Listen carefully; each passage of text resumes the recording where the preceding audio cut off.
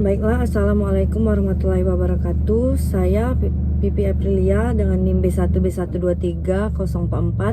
Di sini saya akan mempresentasikan hasil tugas saya dengan saluran Instagram dalam komunikasi pemerintah. Nah, yang pertama saya akan mendefinisikan saluran komunikasi Instagram, yaitu platform media sosial yang memungkinkan penggunaan untuk berbagai foto dan video, serta berinteraksi melalui komentar,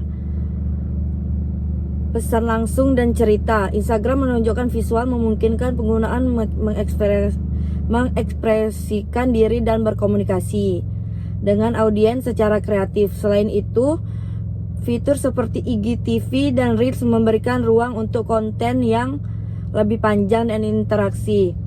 Instagram juga digunakan oleh merek dan influencer untuk membangun hubungan dengan pengikut serta mempromosikan produk dan layanan.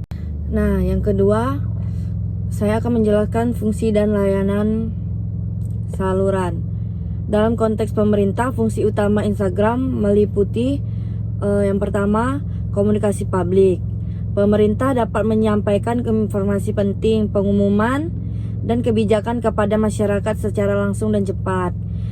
Yang kedua, transparansi. Melalui postingan dan cerita, pemerintah dapat menunjukkan kegiatan dan inisiatif, meningkatkan akuntabilitas kepada publik. Dan yang ketiga, keterlibatan warga. Instagram menggunakan pemerintah untuk berinteraksi dengan warga, menerima umpan balik, dan meningkatkan partisipasi publik dalam program-program pemerintahan.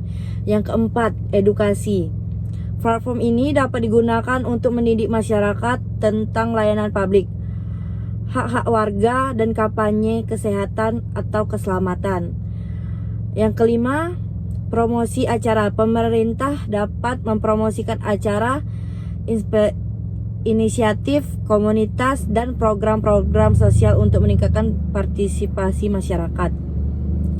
Dengan memanfaatkan Instagram ini, pemerintah dapat membangun komunikasi yang lebih efektif dan inklusif dengan masyarakat. Selanjutnya di sini saya akan menjelaskan keuntungan saluran tentang Instagram pemerintah. Menggunakan Instagram untuk komunikasi pemerintahan memiliki beberapa keuntungan. Yang pertama, jangkauan luas. Instagram memiliki basis penggunaan yang besar, memungkinkan informasi pemerintah menjangkau audiens yang lebih luas, terutama generasi muda. Yang kedua, visual yang menarik. Konten visual seperti foto dan video dapat menarik perhatian lebih dibandingkan teks, sehingga pesan pemerintah lebih mudah dipahami dan diingat. Yang ketiga, interaksi langsung. Fitur komentar dan pesan langsung memfasilitasi interaksi antara pemerintah dan masyarakat, memungkinkan umpan balik yang cepat dan langsung. Yang keempat, peningkatan keterlibatan.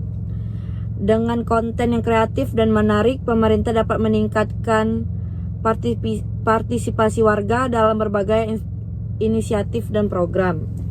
Yang kelima, biaya efisien. Dibandingkan dengan media tradisional, memanfaatkan Instagram bisa lebih hemat biaya dalam hal penyebaran informasi. Yang keenam, responsif terhadap isu terkini. Pemerintah dapat dengan cepat menginformasikan masalah masyarakat tentang isu-isu yang sedang berlangsung atau keadaan darurat, sehingga meningkatkan kecepatan komunikasi. Dan yang ketujuh, membangun citra positif. Melalui konten yang positif dan inspiratif, pemerintah dapat membangun citra yang baik dan meningkatkan kepercayaan masyarakat terhadap institusi publik. Dengan memanfaatkan Instagram secara efektif, pemerintah dapat meningkatkan transparansi dan keterlibatan masyarakat, serta menyampaikan pesan dengan cara yang lebih menarik.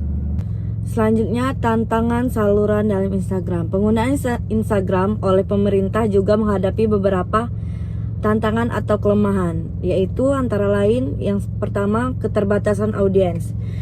Meskipun banyak penggunaan, tidak semua segmen masyarakat aktif di Instagram, terutama sekelompok usia yang lebih tua. Yang kedua, informasi yang salah. Kemudahan berbagai informasi juga berarti potensi penyebaran berita palsu atau misinformasi yang dapat merusak reputasi pemerintah. Yang ketiga, Keterbatasan karakter. Dengan batasan karakter pada caption, menyampaikan informasi yang kompleks bisa menjadi sulit tanpa penjelasan yang memadai. Yang keempat, tantangan dalam interaksi. Balasan komentar atau pesan negatif dapat menciptakan tantangan dalam menjaga citra positif pemerintah. Yang kelima, dinamika konten. Tren yang cepat berubah di Instagram memerlukan adaptasi yang konstan dan pemerintah mungkin kesulitan mengikuti perubahan tersebut. Yang keenam, sumber daya dan keahlian. Membutuhkan tim terlatih untuk mengelola akun dengan baik, termasuk dalam menciptakan konten yang menarik dan responsif. Yang ketujuh, privasi dan keamanan. Resiko terkait privasi dan keamanan data, baik untuk penggunaan maupun untuk lembaga pemerintahan itu sendiri. Mengatasi tantangan ini penting untuk memaksimalkan aktivitas Instagram sebagai saluran komunikasi pemerintahan. Nah, di sini saya akan memberikan 2 contoh nyata saluran Instagram dalam pemerintah. Yang pertama, kampanye informasi kesehatan. Beberapa pemerintah daerah menggunakan Instagram untuk mengedukasi masyarakat tentang pentingnya vaksinasi. Misalnya, mereka membagikan video dan infografis yang menjelaskan manfaat vaksin, jadwal vaksinasi, dan lokal pusat vaksinasi.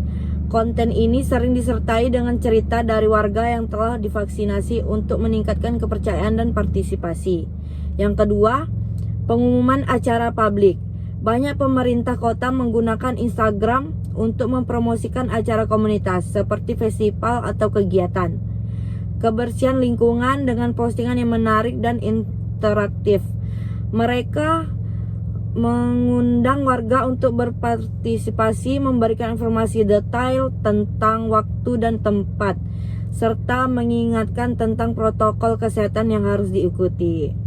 Kedua contoh ini menunjukkan bagaimana Instagram dapat digunakan sebagai alat yang efektif untuk menyebarkan informasi penting dan mendorong keterlibatan masyarakat.